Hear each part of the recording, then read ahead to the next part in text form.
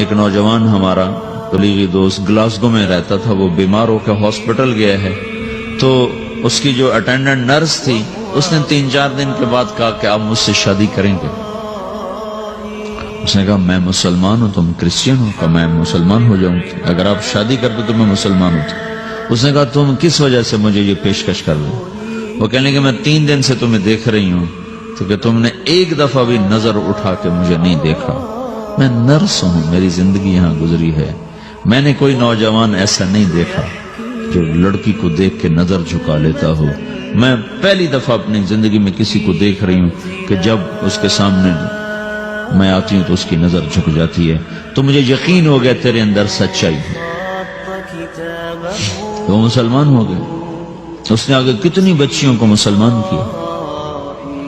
پھر اشفاق احمد صاحب مرحوم تھے، یہ ڈرامہ رائٹر، ان سے اچھی سلام دعا تھی میری، تو ایک دن مجھ سے کہنے لگے کہ میں تبلیغ کے کام سے متاثر ہوا ہوں انگلینڈ جا کر، پاکستان میں نہیں انگلینڈ جا کر، کہ میں ایڈنبرا میں پارک میں بیٹھا تھا، میری بیوی میرے ساتھ بیٹھی تھی، تو ایک جماعت آئی، انہوں نے آ کر اذان دی مغرب کی اور نماز پڑھی۔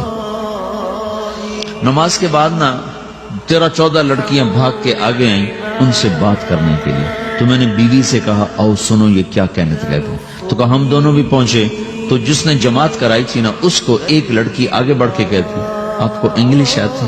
کہی آتی ہے۔ کہی آپ نے کیا کیا ہے؟ کہی ہم نے اپنی عبادت کی۔ تو وہ لڑکی کہنے لگی آج تو اتوار نہیں ہے، تو اس نوجوان نے کہا کہ جی ہم دن میں 5 دفعہ کرتے ہیں، صرف اتوار کو نہیں، روزانہ 5 دفعہ۔ وہ لڑکی کہنے لگی یہ تو بہت زیادہ ہے، آپ اس کو کیسے نبھاتے ہیں؟ تو اس نے اس کو جواب دیا، 2-3 سوال اس نے اور کیے، جواب دیا، تو کہنے لگی اچھا بہت مہربانی۔ اس نے اسے ہاتھ بڑھایا آگے ملانے کے لیے نا، تو وہ نوجوان کہنے لگا میں آپ سے معافی چاہتا ہوں، میں آپ کو ہاتھ نہیں ملا سکتا۔ تو اس لڑکی نے کہا کیوں؟ کہ یہ ہاتھ میری بیوی کی امانت ہے اور کسی کو نہیں لگ سکتا۔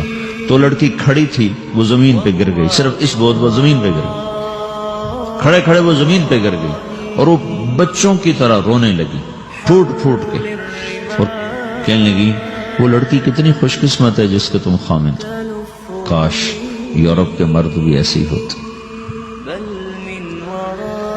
جس رب نے نفسیات بنائی ہے وہ اگر کوئی عورت کپڑے اتار دے تو اس کی نفسیات بدل جائے گی، چاہے وہ مغرب میں پیدا ہو چاہے وہ مشرق میں پیدا ہو۔ عورت کی نفسیاتی حیا ہے اور وفا ہے، کسی وفادار کی تلاش ہے۔